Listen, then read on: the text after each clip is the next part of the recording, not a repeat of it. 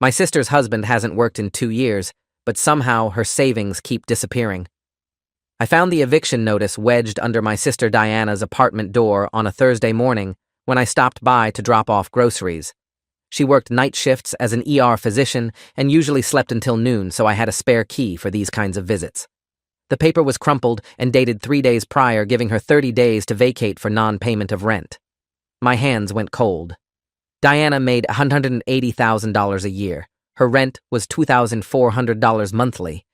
Something was catastrophically wrong. I knocked harder than usual, and Diana answered, looking worse than I'd ever seen her. Dark circles carved shadows under her eyes, her scrubs hung loose on her frame, and her hair was greasy and pulled back in a messy bun. She tried to smile when she saw me, but it didn't reach her eyes. I held up the eviction notice and watched her face crumble. She grabbed my arm and pulled me inside quickly, glancing down the hallway before closing the door. The apartment was a disaster, with takeout containers piled on every surface, dirty dishes overflowing the sink, and what looked like unpaid bills scattered across the coffee table. "David, we need to talk, but please promise me you won't lose it," Diana said, and her voice cracked halfway through the sentence. I'm 34 and Diana is 36, and we'd always been close after our parents died in a car accident when I was 22. She practically raised me those first few years when I was drowning in grief, and she became both sister and guardian to me. Seeing her reduced to this terrified, exhausted version of herself made my chest tighten with rage and fear. I promised I'd stay calm, and we sat down at her kitchen table. Diana explained that her husband, Graham, hadn't worked in exactly 2 years, claiming he was taking time to find himself after burning out from his marketing job. At first, she supported the decision, thinking a few months of rest would help him reset. But months became a year, and a year became 2, and Graham showed no interest in returning to work. Meanwhile, Diana picked up extra shifts to cover their expenses, and her savings started hemorrhaging money at an alarming rate. "I had $85,000 saved up 2 years ago," Diana said, staring at her hands. "Last week I checked and there's $3,200 left. I don't understand where it went." She showed me her bank statements on her phone, and I watched decades of careful saving evaporate in a timeline of withdrawals and transfers. Large chunks disappeared every few weeks, sometimes $2,000 at a time, sometimes $5,000. When I asked Diana what Graham said about the missing money, she went quiet for a long moment. Finally, she admitted she'd confronted him multiple times, and he always had explanations. He needed new clothes for job interviews that never materialized. He invested in a friend's startup that mysteriously folded. He paid for online courses to upgrade his skills, but could never show her certificates of completion. Every explanation sounded reasonable in isolation, but together they painted a picture of systematic deception. The worst part was that Diana had been hiding this from everyone, including me, because she felt ashamed that her marriage was failing. I asked where Graham was now, and Diana said he was at the gym, which apparently was his daily routine from 10 a.m. until 2 p.m. Then he'd come home, shower, and spend the rest of the day gaming or watching television until Diana got home from her shift. She'd arrive exhausted around 8 a.m. after working overnight and find dishes in the sink laundry undone and Graham asleep on the couch. When she tried to talk to him about contributing more at home, he'd accuse her of being controlling and not understanding that he was struggling mentally. Diana kept giving him the benefit of the doubt, kept making excuses, kept working harder to compensate. I looked at my sister sitting there in her dirty apartment, barely keeping herself together, and something crystallized in my mind. Graham was systematically destroying her. This wasn't accidental or the result of depression. This was deliberate, calculated abuse, disguised as a partner going through a hard time. "Diana, I need to ask you something, and I need you to be honest with me," I said, keeping my voice gentle. "Do you know what Graham does all day? Have you ever followed up on any of his explanations?" She shook her head, looking defeated. She worked 12-hour night shifts 3 to 4 times a week and used her days off to sleep and handle errands. She didn't have the energy to investigate Graham's activities, and part of her didn't want to know the truth because then she'd have to confront what that truth meant for her marriage. I told Diana I wanted to help her figure out what was happening, and she agreed but made me promise not to confront Graham directly. She was scared of how he might react and worried about escalating the situation. I promised to be careful, but internally I was already planning my next move. My friend Kevin worked as a private investigator and owed me a favor from years back when I'd helped him through a rough patch. Kevin agreed to do surveillance on Graham starting the following Monday, and what he uncovered over the next week made my blood boil. Graham's daily gym sessions were real, but they only lasted about 45 minutes. After that, he'd drive to a luxury car dealership where he'd spend hours test driving vehicles he had no intention of buying. The salespeople knew him by name and clearly found him annoying, but tolerated him because he occasionally brought in actual buyers from his social circle. In the afternoons, Graham met up with various friends at expensive restaurants and bars, always picking up the tab and ordering premium drinks. Kevin documented him spending $300 at lunch, $400 at happy hour, $250 at dinner, all on Diana's credit cards. But the real revelation came on Wednesday, when Kevin followed Graham to a high-end apartment complex across town. Graham used a key to enter a unit on the third floor and didn't emerge for 3 hours. Kevin managed to get the unit number and ran a property search.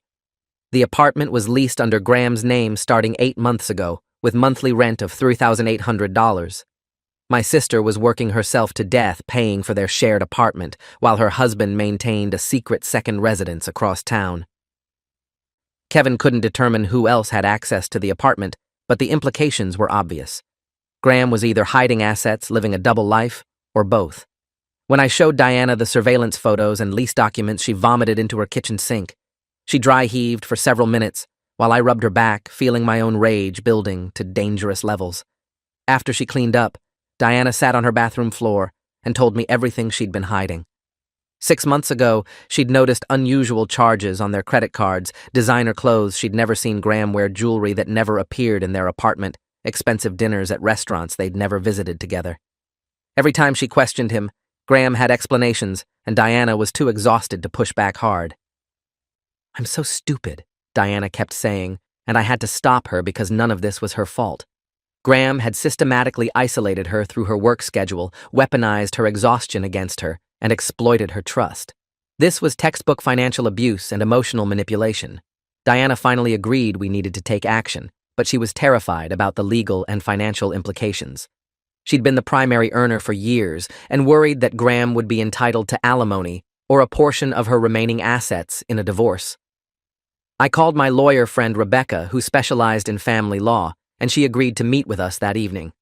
Rebecca listened to everything, took notes, and her expression grew darker as Diana's story unfolded.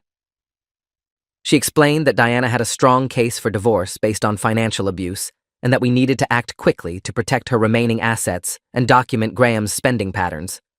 The first step was freezing all joint accounts and credit cards immediately. That night, while Graham was out, Diana went through their apartment with new eyes looking for evidence she'd previously ignored. She found credit card statements Graham had hidden showing over $60,000 in charges over the past 18 months. Designer clothes receipts for jewelry, expensive electronics, all hidden in a box at the back of their closet. She also found a second phone tucked inside a shoebox, and when she powered it on, her world imploded. The phone contained thousands of text messages between Graham and a woman named Vanessa. The messages went back 2 years, exactly as long as Graham had been unemployed.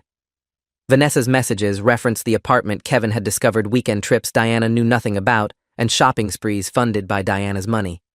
Graham's messages to Vanessa were boastful and cruel, describing Diana as his cash machine and joking about how easy it was to manipulate her because she was always too tired to question him properly.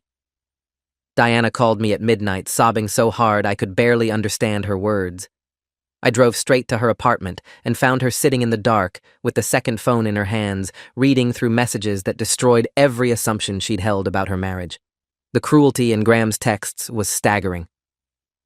He called Diana boring and said she was so focused on her career she didn't notice he'd checked out of their marriage years ago. He told Vanessa that Diana's salary meant he could support both of them comfortably without working, and he had no intention of getting a job as long as the money kept flowing. In one particularly vicious exchange, Graham joked about how he'd convinced Diana to skip their couple's therapy sessions by claiming they were too expensive, while he was secretly spending thousands monthly on Vanessa. I wanted to drive to that apartment and confront Graham immediately, but Rebecca had been clear that we needed to build our case methodically and avoid any actions that could be used against Diana later. The next morning, Diana called in sick for the first time in 3 years. Rebecca had arranged an emergency meeting with a forensic accountant named Leonard, who specialized in uncovering hidden assets and financial abuse cases. Leonard spent 6 hours going through every bank statement, credit card bill, and financial document Diana could provide. What he uncovered was systematic theft on a scale that shocked even Rebecca, who'd seen plenty of ugly divorces. Over 2 years, Graham had stolen or misappropriated $94,000 from Diana's accounts. Some of it went to obvious luxuries, but Leonard found evidence of cash withdrawals totaling $35,000 that couldn't be tracked. He suspected Graham had a hidden bank account or was converting Diana's money into assets he could conceal. Leonard also discovered that Graham had opened 3 credit cards in Diana's name without her knowledge and maxed them out, accumulating $42,000 in additional debt she didn't know existed. Rebecca immediately filed for an emergency court order to freeze all accounts and prevent Graham from accessing any more of Diana's money. She also filed for divorce, citing financial abuse, fraud, and emotional cruelty. The court granted the temporary restraining order that afternoon, and by 5 p.m., Graham's access to every joint account and credit card was terminated. Rebecca advised Diana to stay with me for a few days while the orders were served, because Graham's reaction would likely be volatile. Diana packed a bag, and we left before Graham came home that evening. Rebecca hired a process server to deliver the divorce papers and restraining order at 7 p.m., when Graham was typically home. The process server reported that Graham became enraged when he realized what was happening, threatening legal action and screaming about how Diana couldn't do this to him. He tried calling her phone, but Diana had blocked his number on Rebecca's advice. Then he tried calling me, and I let it go to voicemail. His message was venomous, calling me a manipulative piece of shit and accusing me of poisoning Diana against him. Over the next 3 days, Graham's behavior escalated in disturbing ways. He showed up at Diana's hospital demanding to speak with her, but security escorted him out when he became aggressive. He posted on social media claiming Diana had a mental breakdown and abandoned their marriage, painting himself as the concerned husband worried about his unstable wife. He contacted Diana's colleagues, spreading lies about her mental state and suggesting she was having an affair with me, which was disgusting on multiple levels. Rebecca filed for an extended restraining order and documented every violation of the temporary order. Meanwhile, Leonard continued his forensic investigation and discovered the cash withdrawals had been going to an offshore account Graham opened in the Cayman Islands. Graham had been systematically converting Diana's money into cryptocurrency and offshore assets he thought would be hidden in divorce proceedings. Leonard estimated Graham had successfully hidden around $50,000 that would require substantial legal effort to recover. The preliminary divorce hearing was scheduled for the following Monday, and Rebecca was confident we had an overwhelming case. She'd compiled the surveillance footage, Leonard's financial analysis, the text messages between Graham and Vanessa, and evidence of Graham's harassment since being served. The night before the hearing, Diana and I sat in my living room going through everything one more time. She looked destroyed, but also relieved that the truth was finally out.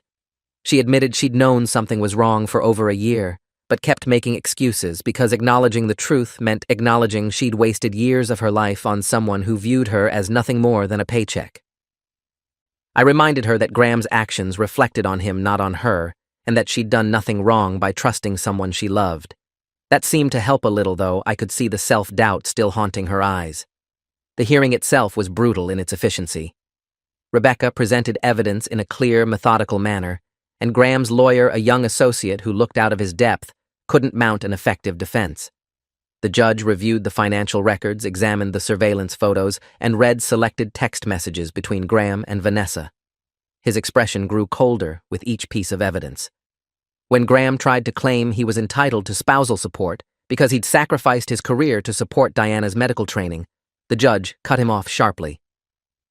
Diana had already been an established physician when they married, and Graham had been employed for the first 3 years of their marriage. His unemployment coincided exactly with the start of his affair and financial theft. The judge ordered Graham to pay Diana $94,000 in restitution, granted Diana full ownership of all remaining assets, and denied Graham any claim to spousal support. He also extended the restraining order for 2 years and ordered Graham to stay away from Diana's workplace and residence. But Graham wasn't done causing damage. 2 days after the hearing, Diana received an email from her hospital's Human Resources Department requesting a meeting regarding serious allegations. Graham had filed a complaint claiming Diana had been stealing medication from the hospital pharmacy to support a drug addiction, and that her colleagues had been covering for her. It was a complete fabrication, but one that triggered an automatic investigation under hospital protocol. Diana was placed on administrative leave pending the investigation, and she was devastated. Being a physician wasn't just her career, it was her identity, and Graham was trying to destroy that too. Rebecca immediately contacted the hospital's legal department, explaining the situation and providing context about the divorce and Graham's harassment campaign. She also filed a police report for filing a false report and harassment. The hospital investigation took 3 weeks, during which Diana spiraled into depression, barely eating or sleeping, and constantly checking her phone for updates. I spent those 3 weeks working with Rebecca and Leonard to build a criminal case against Graham. The offshore accounts constituted fraud and money laundering. The unauthorized credit cards were identity theft. The false report to Diana's hospital was criminal harassment. We compiled everything and presented it to the district attorney's office. The prosecutor assigned to review the case was a woman named Catherine, who had a reputation for taking financial abuse cases seriously. She spent 2 days reviewing our evidence and then called a meeting with Diana, Rebecca, and me.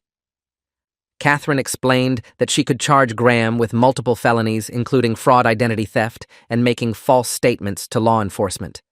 The offshore accounts alone carried potential federal charges. She wanted to move forward with prosecution, but needed Diana to be prepared for a lengthy process that would include testimony and cross-examination. Diana agreed without hesitation. She wanted Graham to face consequences not just for what he did to her, but to prevent him from doing this to someone else. The hospital investigation concluded that Graham's allegations were completely baseless, and Diana was reinstated with back pay and a formal apology from the administration.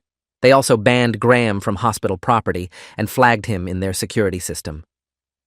Diana returned to work, but requested a transfer to a different shift schedule to avoid colleagues who might have heard Graham's accusations. Her reputation was technically intact, but the damage to her confidence was profound. She second-guessed every decision, questioned whether colleagues were whispering about her, and struggled with anxiety attacks during shifts. She started therapy twice weekly, working through the trauma of Graham's betrayal and the impact of his systematic abuse. Progress was slow, but she was making it.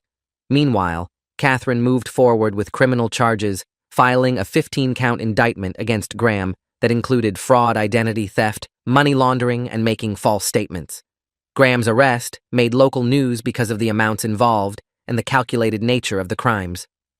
He was denied bail due to flight risk given the offshore accounts and was held pending trial. His lawyer negotiated a plea deal, but Catherine rejected it, wanting to take the case to trial to establish precedent for financial abuse cases. The trial lasted 8 days, and Diana had to testify for nearly 6 hours. Graham's defense attorney tried to paint Diana as a workaholic who neglected her marriage and drove Graham to seek comfort elsewhere. Rebecca objected repeatedly, and the judge sustained most objections, but the implications were clear. Graham was trying to make Diana responsible for his crimes. When I testified about the surveillance and investigation, Graham stared at me with pure hatred. His mask had completely slipped, and the manipulative, charming man who'd fooled my sister was replaced by someone cruel and vindictive. The jury deliberated for 4 hours before returning guilty verdicts on all counts. Graham was sentenced to 7 years in federal prison for the fraud and money laundering charges, with additional consecutive sentences for identity theft and false statements totaling 11 years. The judge called his actions calculated, predatory, and showed breathtaking contempt for his victim. Graham was also ordered to pay full restitution, including Diana's legal fees and the cost of the forensic investigation.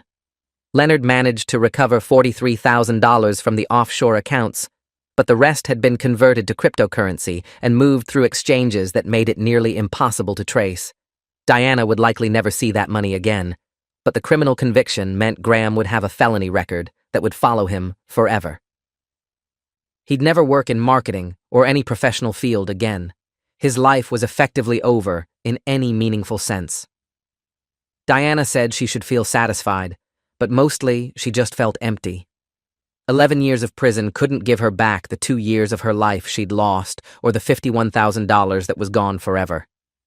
The civil divorce was finalized 3 months after the criminal conviction. Diana kept their apartment after Graham's name was removed from the lease, and she slowly began rebuilding her life. She paid off the secret credit cards Graham had opened, drained her retirement account to cover the remaining debt, and started saving again from scratch. The eviction notice never resulted in actual eviction, because Diana caught up on rent as soon as she regained access to her own money, but the experience left her paranoid about finances. She checked her accounts multiple times daily, scrutinized every charge, and became anxious about spending money on anything beyond absolute necessities. Her therapist explained, this was a normal trauma response, but knowing that didn't make it easier to manage. Diana also struggled with trust in ways that affected her friendships and work relationships. She questioned people's motives, assumed everyone wanted something from her, and isolated herself emotionally. 6 months after the trial, Diana called me crying because she'd received a letter from Vanessa, the woman Graham had been seeing throughout his unemployment and theft. Vanessa wrote that she hadn't known Graham was married when they started their relationship, and she was horrified to learn the full extent of his crimes through news coverage of the trial. She explained that Graham had told her he was divorced and working as a freelance consultant. He'd been generous with money, taking her on trips and buying her gifts, and she'd never questioned where the money came from. When she saw the trial coverage and realized he'd been stealing from his wife to fund their relationship, she felt sick with guilt.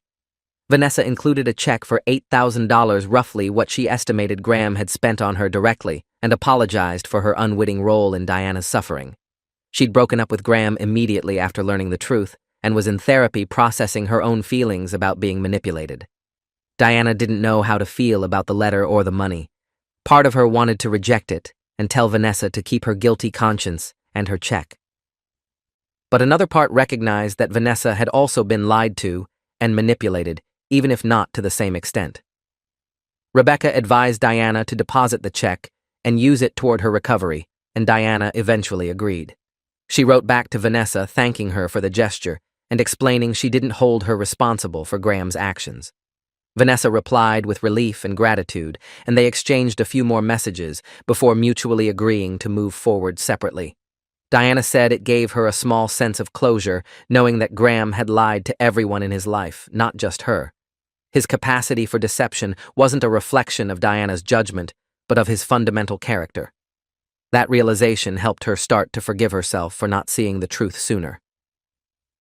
She'd been working 60-hour weeks saving lives while her husband systematically betrayed and stole from her.